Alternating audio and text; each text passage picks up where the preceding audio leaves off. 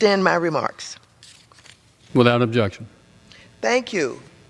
Mr. Speaker, as this month is Women's History Month, it is my honor to rise today to recognize my distinguished colleague, the gentle lady from Ohio, Representative Marcy Kaptur, as she becomes the longest-serving woman in the history of the United States House of Representatives.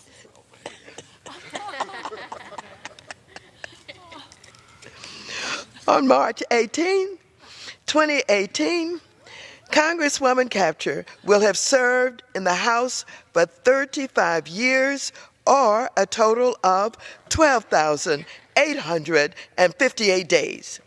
While Congresswoman Kaptur earns a notable place in American history for her length of service, her true accomplishment is the profound impact that she has had on this nation through her legislative work, her leadership, her representation of the Northern Ohio District, and her steadfast commitment to addressing critically important issues. I think about Congresswoman Kaptur every evening that I am in Washington, D.C., because when I leave the Capitol, I drive past the marvelous, beautiful World War II National Memorial, which would not exist but for the timeless work of Congresswoman Kaptur. After being approached by a constituent, Congresswoman Kaptur first proposed legislation in 1987. She began a years-long effort to have that legislation enacted into law and turn the World War II monument into a reality. Congresswoman Kaptur's commitment to that project symbolizes what her colleagues know about her. Marcy Kaptur is one of the hardest working members of the United States Congress, and she is one of the most dedicated advocates for the people and the values that she represents. Congresswoman Kaptur is a community organizer and a serious public policy maker. She serves on the House Appropriations Committee, where she is an incredibly powerful voice for appropriate spending levels for programs and projects important to working families across the country. She serves as a ranking member on the Subcommittee on Energy and Water Development, where she has been tremendously impactful on promoting U.S. energy independence and the protection of the natural resources. Congresswoman Kaptur previously served on the Committee on Banking, Finance, and Urban Affairs, which is now known as the Committee on Financial Services. As the current ranking member of the Financial Services Committee, I'm grateful that Congresswoman Kaptur has not lost interest in financial issues. In fact, she has remained extremely engaged on issues pertaining to Wall Street. She has been a leader in responding to issues that arose or were painfully identified during the financial crisis. Congresswoman Kaptur and I regularly speak about financial services matters. She shares articles and materials with me about key individuals on Wall Street. She finds and shares information with me on individuals and firms' involvement in creating financial products or engaging in activities that might be harmful to consumers. I am thankful to have the benefit of her thoughts on these matters. Congresswoman Kaptur has the courage of her convictions, even in the face of fierce opposition. Since the 1990s, the Congresswoman has been a proponent for the reestablishment of the Glass-Steagall and barriers between investment banking and traditional depository banks. Although her legislation on this matter has been considered controversial, Congresswoman Kaptur has stood by her convictions out of a sincere desire for protecting working families and Main Street over the interests of Wall Street. Congresswoman Kaptur supports policies that are good for her district without hesitation. For instance, she fought tirelessly to combat threats to Lake Erie. Congresswoman Kaptur is a strong advocate in so many areas like national security, energy, independence, and support for the armed forces. Her attention to important issues, her dedication, her skills as a legislator, and her work ethic should serve as an example for all public servants. I am proud and honored to call Marcy Kaptur not only my colleague, but my friend. And so, I would like to say congratulations to Congresswoman Marcy Kaptur for taking your place in the American history as the longest serving woman in the House. And so, Congresswoman, I would like to say to you that I'm not so sure that I should have worked with others to sneak up on you tonight and make this a surprise. And I know that in doing that, you've been sitting there thinking about, working on, and coming up with things that should be said about Wall Street. But tonight, we're talking about Marcy Kaptur. We're not talking about Wall Street. We'll talk about that later on. But let me just say, you've been a wonderful and extremely knowledgeable voice and someone who understands the history, not only of Wall Street, but many of the players who have played over the years, who are responsible for some of the problems that caused us to have the recession that we got involved in 2008. So I thank you for your caring about Main Street, and I thank you for knowing and spending time on these financial issues, despite the fact you have so many other things on your plate. Again, I feel very honored to be your friend, and I will reserve the balance of my time.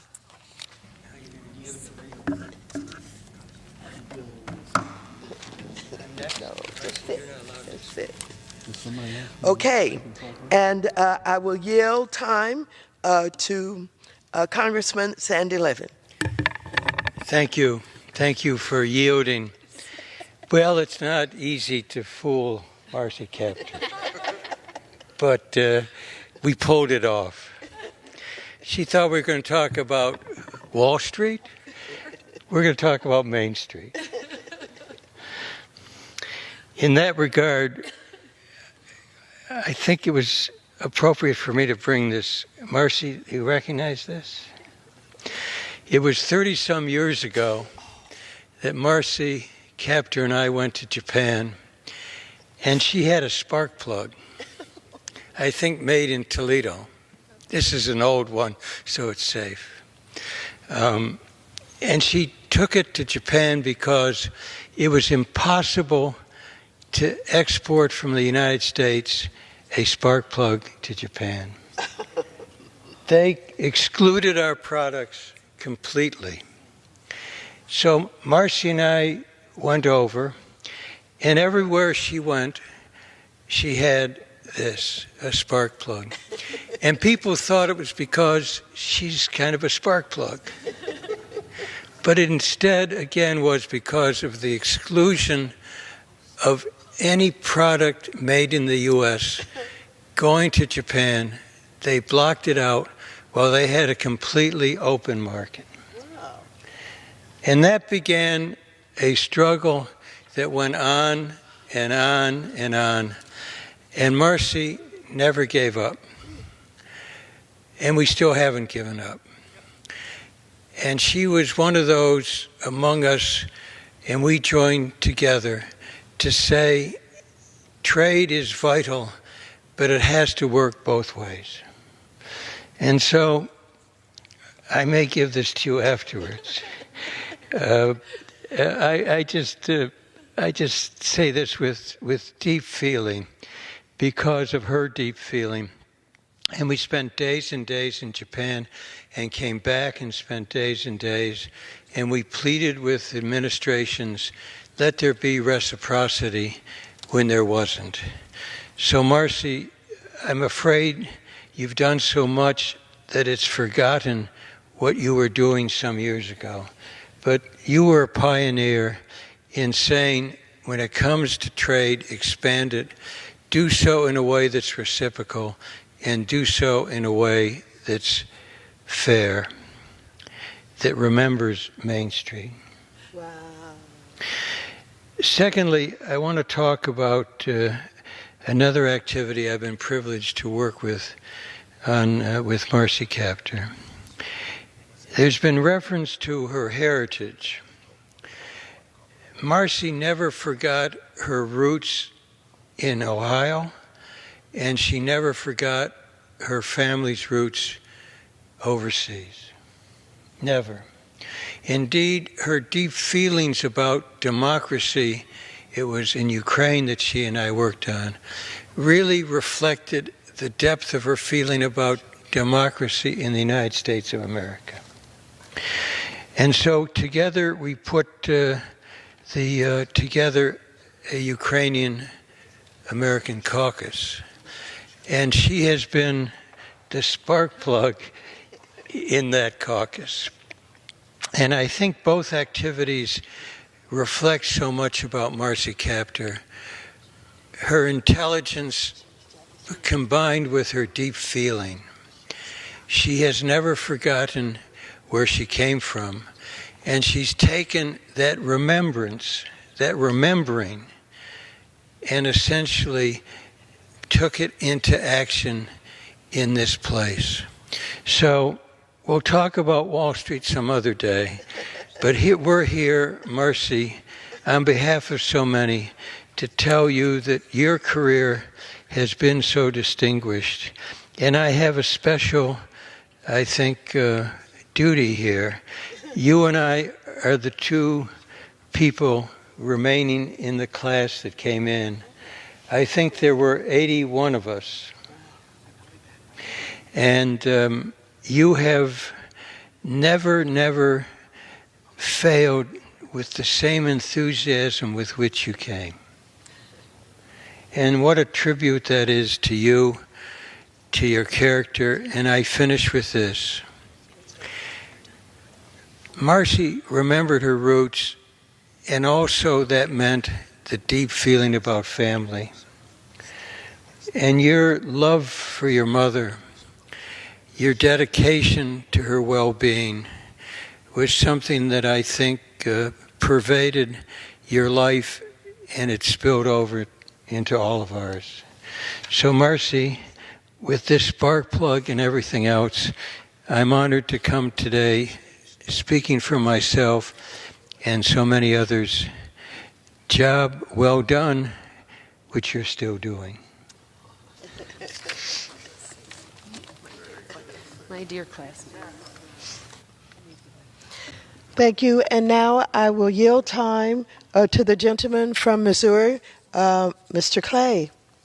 Mr. Speaker, let me first thank the ranking member of the House Financial Services Committee, Representative Maxine Waters, for calling us together to honor someone who I consider to be a great American.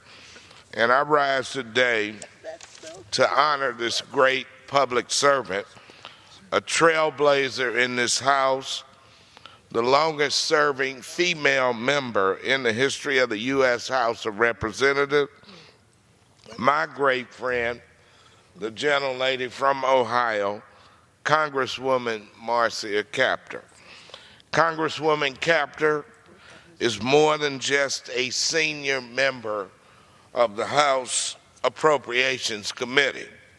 She is a mentor to many of us, including me. The Congresswoman rose from a humble, hard-working family in Toledo to become a champion for jobs with justice, women in the workplace, children's health care, and strengthening Social Security and Medicare.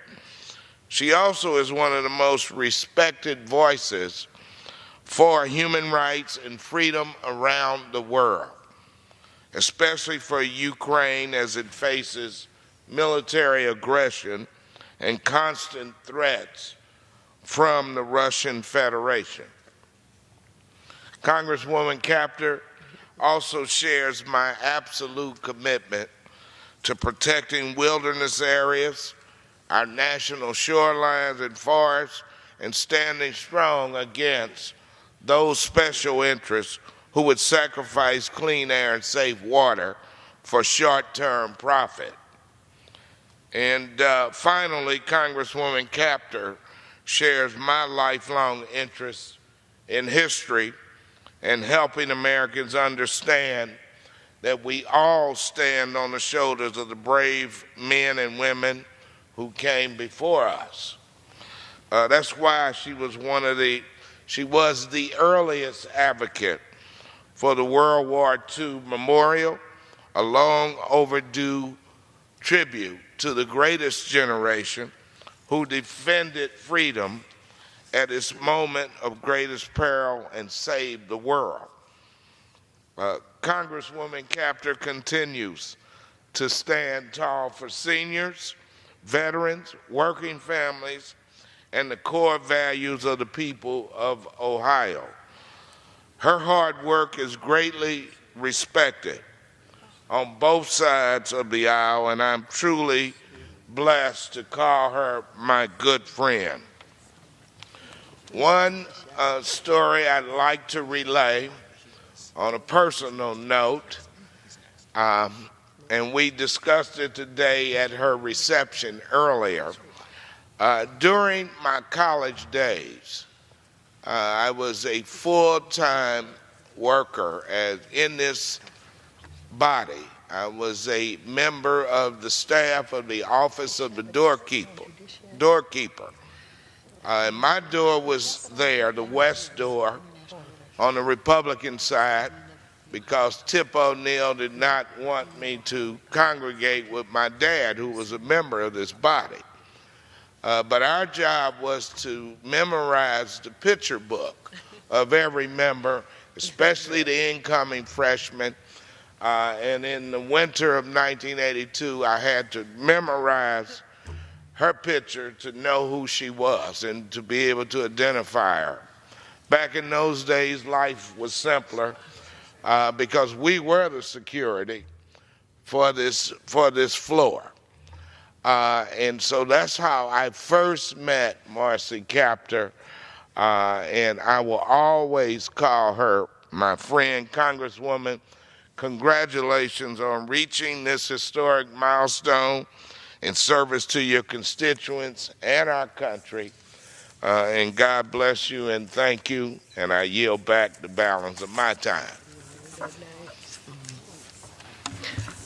It is my pleasure to yield to the Dean of the Ohio delegation, Congressman Chabot. I thank the gentlelady from California for yielding. And first of all, I'm glad that you all aren't talking about Wall Street this evening. You always want to talk about Wall Street. And I'm glad we're talking about Marcy Kaptur this evening because she's really special. This, of course, is in recognition of a fellow Ohioan, Marcy Kaptur, who will be the longest-serving woman in the history of the United States House of Representatives, and that's quite an accomplishment. She'll be breaking the record currently held by Congresswoman Edith Norse Rogers, who's a Republican from Massachusetts who served from 1925 to 1960. I think I speak for most Ohioans, regardless of party, when I say we are proud that Marcy brought this prestigious milestone back home to Ohio. Marcy has been a stalwart supporter of her constituents, fighting for jobs and fair trade agreements, and that's why her constituents continue to elect her to represent them in this body every 2 years, even though we've been trying every 2 years to knock her off. We just haven't been able to do it. She's that good. Like me, Marcy grew up in a working-class family. She was the first member of her family to attend college, earning degrees from the University of Wisconsin and the University of Michigan. Graduating from these two universities, one of which is not even recognized in some parts of Ohio, it had to be a tremendous hurdle to overcome when first running to represent Ohioans. And yet Marcy continues to earn the trust of her constituents, and that says a lot about who Marcy Kaptur is as a person. As the son of a World War II veteran myself, I would submit that perhaps Marcy's most enduring accomplishment was her 17-year battle to get a World War II memorial built on the National Mall. I just wish that it had been completed in time for my father to have seen that. I know he would have been really excited about that. Unfortunately, he passed away in 1998 before that wonderful memorial was completed. But I know he's looking down and sees it, and I really appreciate all the other World War II veterans that do get to see it. Through a number of setbacks, Marcy Kaptur never wavered in her support for that memorial. Every time I meet with a group of World War II veterans who've flown in on an honor flight, which was another Ohio creation, I might add, to visit the memorial, I'm reminded of Marcy's dedication and her determination to make that happen. We truly owe her a great deal of credit for the beautiful tribute to the greatest generation that the World War II Memorial has become. As Dean of the Ohio Republican delegation, I would like to express just how proud the members in this chamber are for this historic accomplishment. And even though we do not agree on everything, or I guess even very much sometimes, and have been known to have a few disagreements here and there, I'm proud that she is not only breaking the record for the longest serving woman in this body, but that she is doing so as a representative of our great state, the great state of Ohio. And so we're really proud of you, Marcy. We're really happy that you've accomplished this, and we hope you'll be around here for many years to come. And I hope I'm here as well to continue to serve with you. Obviously, all our constituents get to make that decision every 2 years. So congratulations, Marcy. And I'm speaking on behalf of all my colleagues within the Ohio delegation, as well as on behalf of an awful lot of other Republicans in the House who respect you greatly. And congratulations, and I yield back.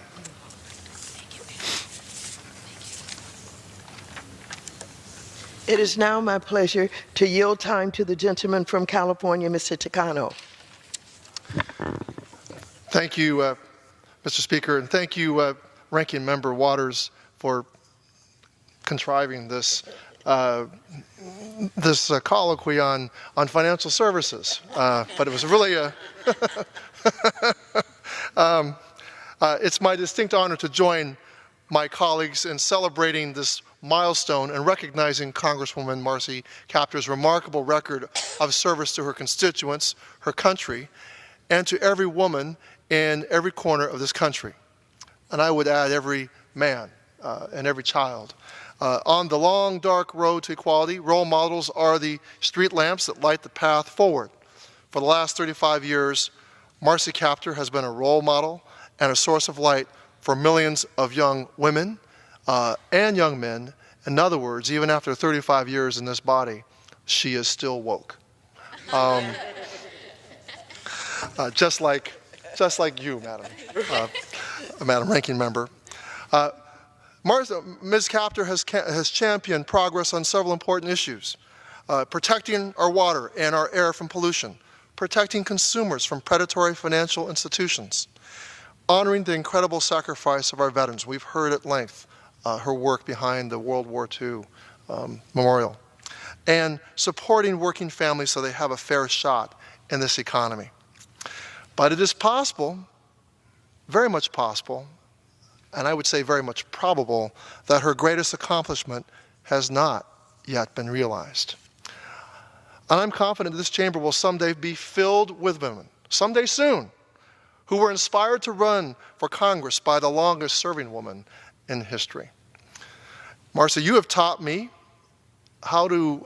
you've taught me the value, the way to fight for the little guy.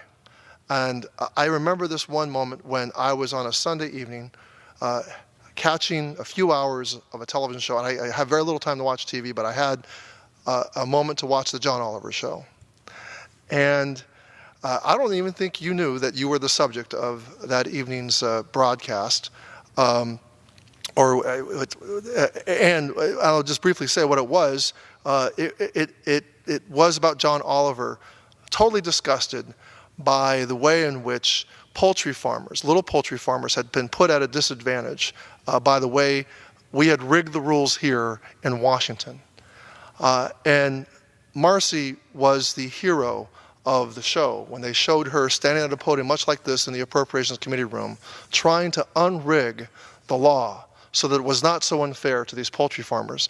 And I just remember her so passionately just standing there saying, all these people want to do is earn an honest living. And I felt that deep in my gut, that here was a congresswoman standing up for the little guy against the big corporations. And John Oliver whipped the audience, and he whipped the national audience into such a fervor. They were so angry when they saw this happen.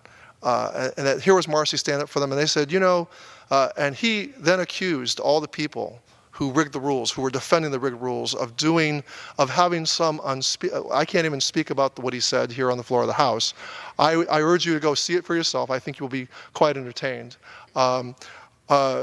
But I was so excited the next morning on Monday. I saw Marcy on the floor. I said, Marcy, you were great on this show. And she said, what happened? And I explained to her. And I said, you need to put this on your Facebook page. You're going to get thousands, hundreds of thousands of new followers. And you need to put this on your website. But her first concern was with me. She said, but I heard the John Oliver show uses bad language.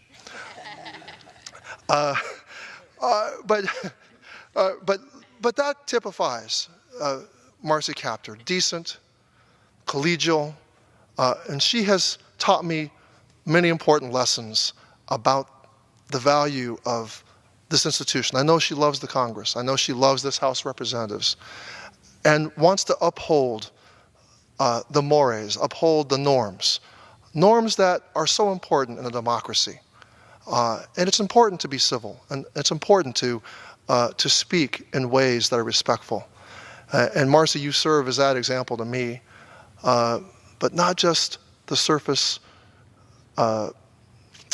niceties, but the deep values of standing up for the little guy against the big corporations and defending the American dream for everybody. So thank you for your service, and I look forward to serving with you many more years. Thank you. That's very nice. Very nice. Mr. Speaker, I now yield time to Jan Schakowsky from Illinois.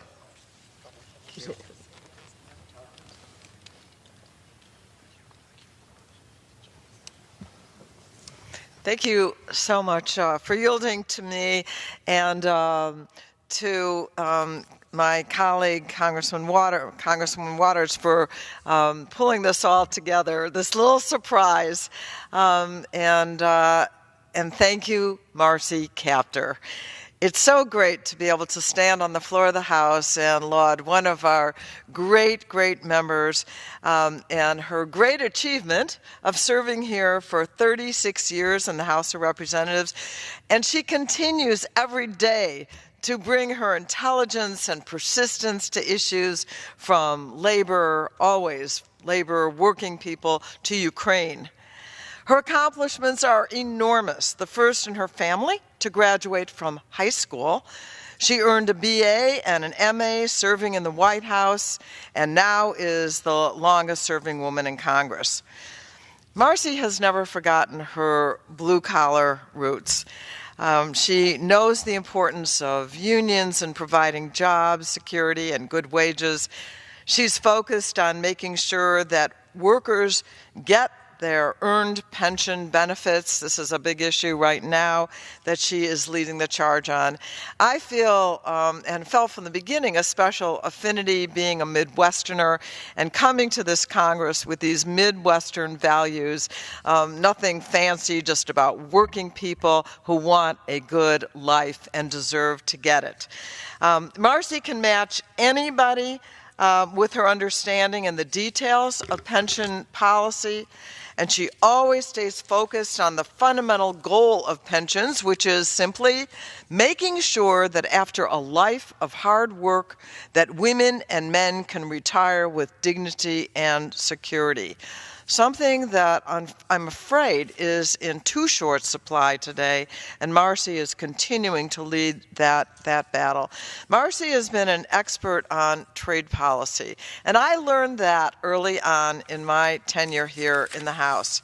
On the 10th anniversary of NAFTA, Marcy with the help of the Teamsters Union, who organized a visit, took a group of us to first to the border city of El Paso, Texas, to look at and talk to people who had lost their jobs that had moved across the border, and then crossed the border to Ciudad Juarez, where we actually saw people living in the packing crates of the maquiladoras of the products that they were working to manufacture.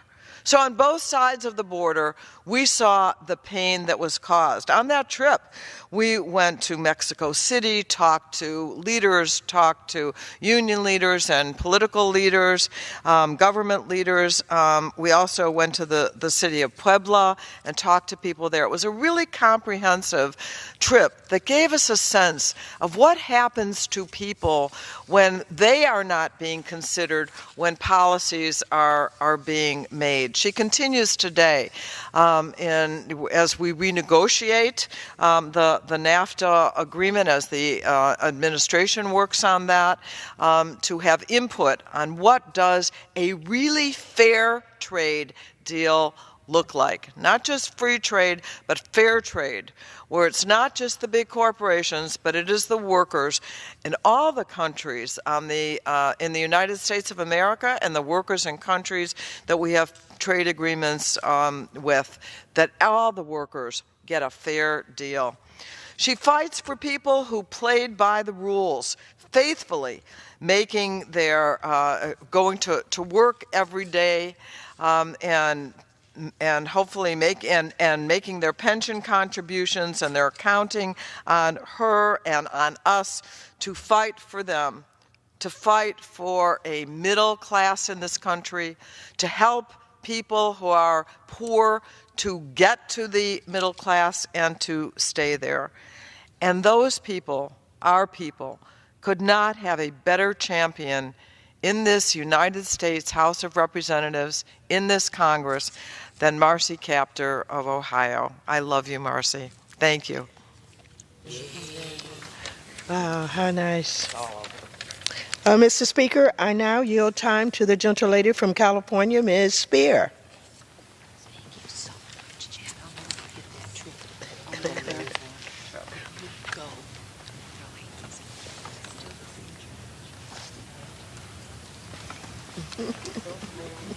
Still fighting. It is a personal thrill for me to participate in this special hour. I want to thank the gentlelady from California for doing a very good job of surprising our guest of honor this evening. And she did it very well because she did it on policy. She got Marcy to come here on a day and a night when she should be celebrating, but she didn't hesitate to come down here to talk about what's wrong with Wall Street, which shows you how committed Marcy Kaptur is. So when I think of Marcy Kaptur, I think of a string of pearls. She's always providing pearls of wisdom to all of us. We've heard from many members who have spoke about the fact that she has mentored them.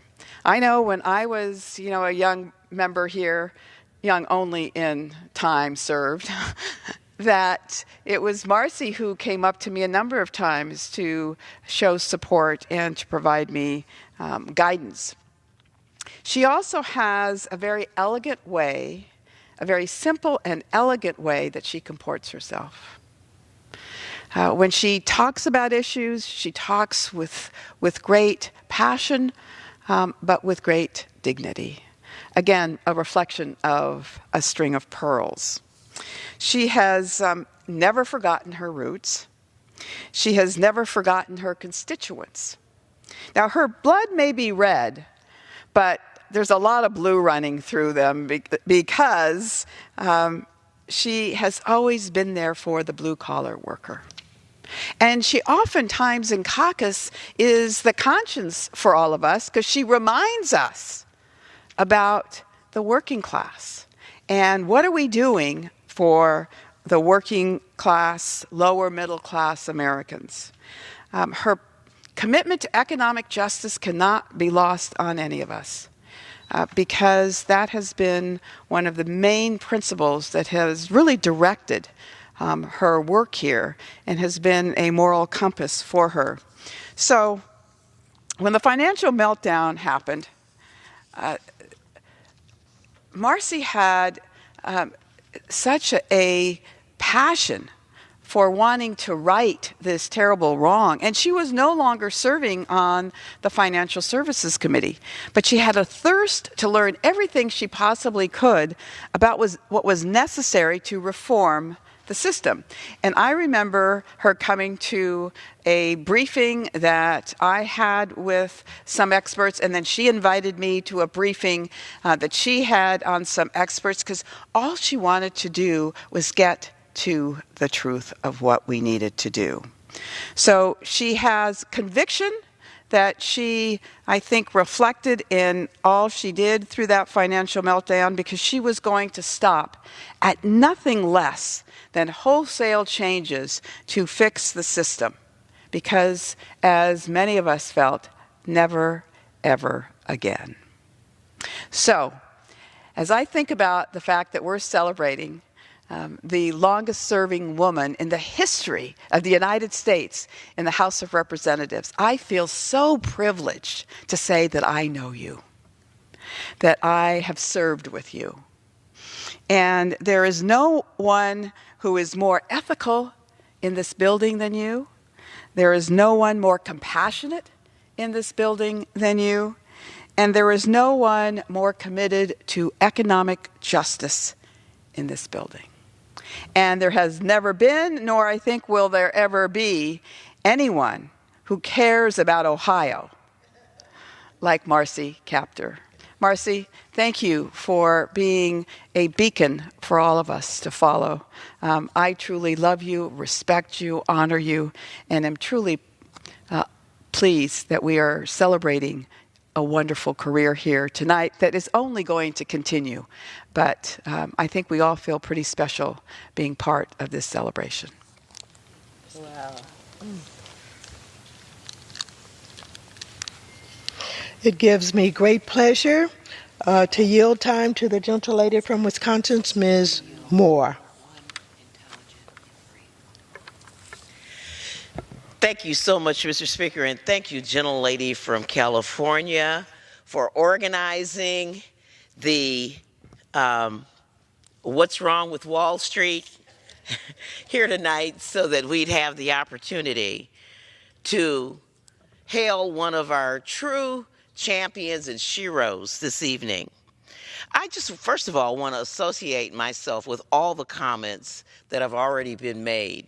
And when you've served for 36 years, we could wax on forever about your distinguished career of public service. So I won't do that. I just want to focus on one thing that you have done that has really touched me in a very profound way. And that is a valued friend and colleague and mentor, your passion for the Great Lakes.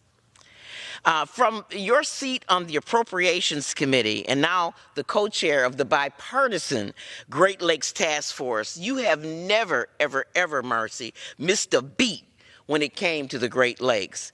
And I'm sure that there were times when you have felt like you were a lonely voice out there crying in the wilderness. And we have, there's an old African proverb that says, water has no enemies. So you would think that given that there would be just this plethora of funding and strategies, but there have not been. We have seen the crisis in lead, but in drinking water, but bathing, sportsmen depend on water, agriculture depends on water, and truly, we need a water policy and a policy around the Great Lakes that makes sense whenever we do an infrastructure bill. Now, for every one of those 18,000 plus days of service in the House, you've been a steward and a champion for protecting not only this environmental treasure, But Marcy also recognizes how much this resource provides for our regional and national economy. If the Great Lakes region, the U.S. and Canadian provinces, were a separate country, it would have a gross domestic product of $6 trillion, making it the third largest economy in the world. And that growth and development would not be possible without leaders with vision and passion like you, Marcy. And so I want to thank you. And I agree with the gentleman who has said that your greatest accomplishments have not even occurred yet. As it pertains to developing the potential for these water resources in the Great Lakes.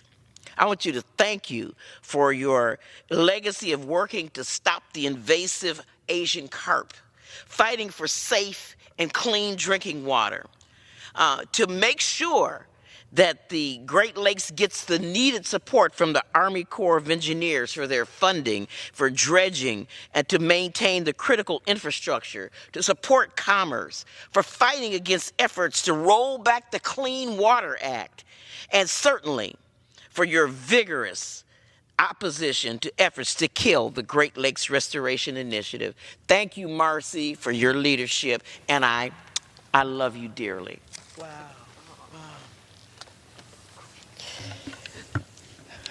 It gives me great pleasure to yield time to the gentleman from New York, Mr. Tonko. That was nice. That was good. I thank the gentlelady from California for yielding. And Marcy, it's an honor to be on the floor this evening. We have joined together many times to share a message for the American public about the fight for what's right. No one leads that fight better than you. And we have assembled here to celebrate the extraordinary career of our great colleague and our friend from Ohio, my friend from Ohio, Marcy Kaptur. Marcy is a towering giant in the history of Congress. Her legislative achievements are too numerous to count. Her work led the way in the creation of the moving and so powerful World War II memorial on the National Mall. What great respect for our veterans. And that's who you are, a respectful individual. Marcy was one of the first members of Congress to raise the alarm for America's workers and industries facing unfair competition from trade policies around the world. She has been a champion of America's farmers, fighting tirelessly to protect the rights of poultry growers and restore some balance to our nation's increasingly consolidated meat industry. She continues to be a champion and a visionary in the fight to bring down skyrocketing prescription drug costs, to restore stability and good sense to our financial system, and to save the Great Lakes and the millions who rely on their resources from the harmful algal blooms that threaten to poison their rich waters. There's no member in this or any Congress who is more committed to serving the needs of her constituents and her district. While she has proven to be truly formidable to her opponents, Marcy is as kind as she is fierce. And in just a few days, on Sunday, this Sunday, March 18th, Marcy will become the longest-serving woman in the history of the United States House of Representatives. What a proud achievement. What a proud moment. What a great moment in history to witness and share. 35 years, 2 months and 14 days. But who's counting? Those numbers are the official numbers that surpass the record set by former Massachusetts Representative Edith Norris Rogers. Her enduring service has meant more than 3 decades whereby girls have grown up in Ohio and all across America, seeing that they too could serve and lead in the United States Congress. An impressive example that my friend Marcy Kaptur continues to set. I am pleased, more than pleased, and more than a little relieved to say that Marcy is as passionate and driven as the day we met nearly a decade ago. As the longest-serving woman remaining in either chamber, God willing, in a few years, Marcy will become the longest-serving woman in the history of the United States Congress.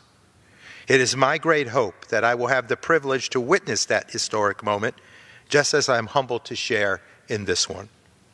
I want to thank Marcy Kaptur for years of our friendship, our collaboration, our conversations, our coaching, her coaching, I should say, on the floor between votes and in special orders here on the floor after session, and for always upholding the values we share in service of the American people. And speaking of values, we cherish the bond that we both hold with a common Polish heritage, something that I know causes her heart to pound nobly and boldly and proudly. Marcy, you're a unique individual, a one-of-a-kind human being, and you are a living legend, a leader with a steel backbone and a treasure of this Congress and our great nation. We say thank you for your passion. We say thank you for your intellect. We say thank you for your integrity. And we say thank you for leading in the walk for justice, social and economic justice, so that all people can be touched by your soulfulness and your kind and loving being. God bless you. Congratulations. Gives me great pleasure to yield time to the gentleman from Texas, Representative Louis Gohmert.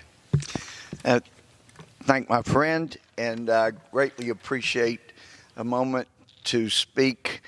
I guess to borrow a bit from Shakespeare's account of what Mark Antony said, I come not to bury Marcy Kaptur, but to praise her. I got to know Marcy back during the economic disaster where investment banks brought us to the brink of ruin. And though we come different backgrounds and we have different ideas at times about the best way to go forward, I always know that Marcy Kaptur will be honest with me and that she cares deeply about the country, and that is her driving concern. And it's actually easy to talk to people in this body, even across the aisle, when their driving concern is the best interest of the country. We shared a passion back after the problems in late 2008 in that I saw someone who was ethical and actually righteous, who wanted to see that those who caused the problem that brought us to the brink of ruin were not rewarded, and that also we didn't end up punishing those who had no fault. And I am still concerned that that she and I were not able to see that the problems were not rewarded, were not punished. I'm not real proud of how our parties together responded to that crisis. But through all of that, and in the years intervening since, actually 10 years, it was back in 2008, I've come to build in my respect for Marcy Kaptur and know that this is somebody, agree or disagree, and we often disagree, but she's going to be honest, and that she has that passion in her heart to do what's best for the country. And there are people that have attributed the comment to different people over the years. My late mother said that our pastor back in 1951, before I was ever around, used it about a married couple, and he said, if two people agree on everything, one of them is unnecessary. And so here on the floor, it is important that we hear from each other and we get different viewpoints in arriving at what's best for the country. But one thing I've grown to understand and know is that when I talk to Marcy Kaptur, it's somebody that I know will be straightforward, agree or disagree, and will be honest, will be honorable, and that's not a bad way to approach things.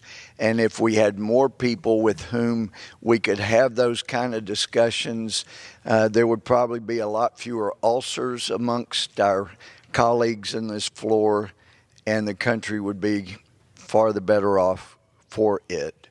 So I appreciate my friend Congresswoman Waters for sharing this time. And I didn't realize that my friend Marcy Kaptur was going to set a new record. All I knew is I didn't really care about the gender, but I care greatly about the person and how she has enriched this body by being here. So I yield back, and I'm grateful for the time. Thank you very much. I would like to have unanimous consent to enter into the record a statement by Representative Ed Royce.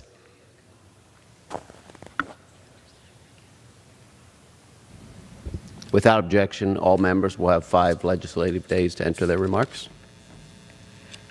I'm sorry, this was unanimous consent for entering into the record a statement by Ed Royce first, and then, of course, I appreciate the unanimous consent that all members will have 5 legislative days in which to revive and extend their remarks and include extraneous material on the subject of my special order. But prior to wrapping up this session of friends who care so much about Marcy Kaptur, I would like to yield to the gentle lady a few minutes not to talk about Wall Street. Well, I must say, I was not expecting what just happened, and I want to thank the gentle lady from California, my beloved friend of almost over 3 decades, to having the deep respect I have for her in her own life before she came to Congress, and now as the ranking member on financial services, a very difficult position to hold, for taking this time so late in the evening to commemorate my tenure here in our magnificent U.S. House of Representatives. I want to thank every single member who has come down, and obviously this is Women's History Month, and we had this announcement today, and I happen to be the victim of it. I want to thank the people of Ohio's 9th Congressional District for believing in me throughout my political career, for teaching me, for helping me to learn more and to understand the travails and the possibilities that were in their minds and hearts. I thank them so very much. As with anyone, we all have our faults and human limitations, but to the best of our ability, we have tried to uphold the Constitution and to help the American people. I think back to my very first term in Congress, beginning in 1983. There's a great congressman from Florida, Claude Pepper. I can still see him down in the well. And probably the most important vote I cast in my first few months in Congress was the refinancing of Social Security. What a great leader he was.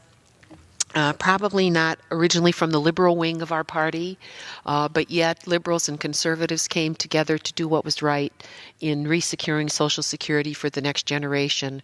Congressman Levin came to the floor with a spark plug.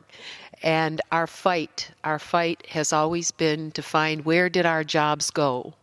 And we began to track places where we saw production move beyond our ability to restrain.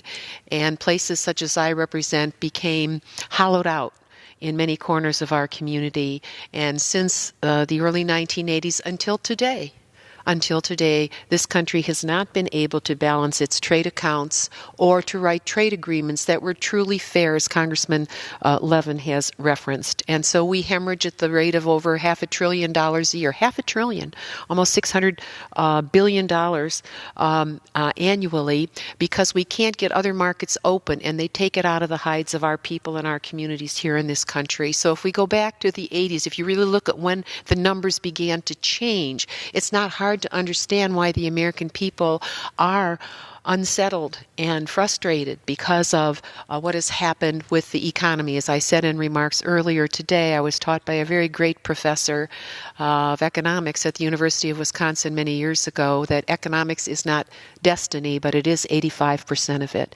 And if you really think about that, what we have endured over the last period of my service, 3 going on 4 decades almost, we have seen this transformation in production platforms, and unfortunately with NAFTA on this continent, as we struggle to find a solution to the immigration issue, the reciprocal of NAFTA in Mexico was the upending of millions of small farmers.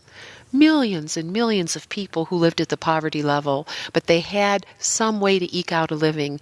And when their corn market was destroyed, after NAFTA's passage in 1993, it took about a decade, but every year hundreds of thousands of people lost their livelihood. They were desperate people. What are they going to do? Our grandparents fled to this country from what was Greater Poland at the turn of the 20th century because they couldn't feed themselves. It's the same reason the Irish came, right? And we look at what happened in Mexico as the flip side of NAFTA. We've never been able to fix that as a continent. Are our leaders that stupid that we really can't face the music and develop adjustment provisions as Europe did when it brought in Spain and Portugal? So we look back to the basis, the root of why things have happened and hurt the American people, and we can understand their frustration. So I think I have been a voice for that. It's a problem we haven't fixed yet, but it's one that we need to attend to very carefully because the American people have paid the price of really policies that went awry. And Congresswoman Waters, I want to thank you for surprising me. You and I have fought so hard on prudent lending, prudent banking, and we have served here long enough to see when it wasn't. And when greed took over and a gambling mentality rather than a prudent banking mentality, what it did to this country and how hard it was to pick up the pieces. African Americans lost half of their accumulated wealth after 2008. Half! Since the founding of the Republic. The pain in those communities is not over. Maybe somebody from Wall Street might tune us in and hear that, but I want to tell them it isn't fixed yet. And what's happened in many places, such as I represent, predatory lenders have moved in, auto title loan companies, scam artists, who are making terrible, terrible exploitative deals with these individuals who simply don't know what those agreements they're signing mean. That is wrong. That is wrong. And if we look at the Latino community, they lost 1/3 of their accumulated wealth in the financial crash of 2008. And then for those who were the remaining Caucasians and other parts of our population, they lost about 1/5 of their wealth. It was extraordinary loss of capital, of money, of property value that belonged to them. So sometimes, though we try, we can't always fix what's wrong. And as we look to the future, our primary responsibility here is to defend liberty. And as Congressman Takano and Spear and so many others who came down here this evening, Congressman Levin, talked about, I feel very privileged to work with my colleagues in defending liberty and making sure we have the strongest defense in the world and try to help those countries that are now being invaded by the Russian Federation, whose citizens simply want to be free and to have a decent life. I note that one of our colleagues has come to the floor, and I don't want to deny him any ability to speak. I will yield whatever remaining time I have. You have the next hour? All right, very good. All right, Congressman Soto and I have worked so much on issues of concern to Florida and Puerto Rico, and obviously trying to fix the bad gerrymandering that happened around the country. So I wanted to acknowledge his presence here this evening and to thank all of my beloved colleagues for this great honor, and to thank my family, my brother Stephen, who is doing extremely well after very serious illness and coming back to us, and it means so very much to me. I'm hoping he's listening tonight. And in memory of all of our family members, and my godchildren, some of whom were here today, and all of the people who helped me along the way, there is just no way to properly say thank you to them except to keep trying to do a very good job and to meet the unaddressed needs of this great nation. I thank you so very much, Congresswoman Waters, and I thank you very much for this great surprise and for being my friend. Thank you. Thank you very much, Mr. Speaker and members. There are some wonderful moments in this institution, and there are times when we are not always pleased, and we don't feel as if anything is getting done. But then there are times like these when we have the opportunity to pay tribute to and to recognize one of our members who have made tremendous contributions, someone who loves this institution and has worked hard to ensure that we get the best out of it. And I'm just pleased and proud that I have been a part of not only the recognition that we have done today, both in the reception that was held earlier for Congresswoman Kaptur, but for being able to be on this floor this evening and spend time with my other colleagues who helped us to understand the vast knowledge and contributions that this Congresswoman has made to this institution, and all of the advice and mentoring that she's done for so many. And so with that, I yield back the balance of my time.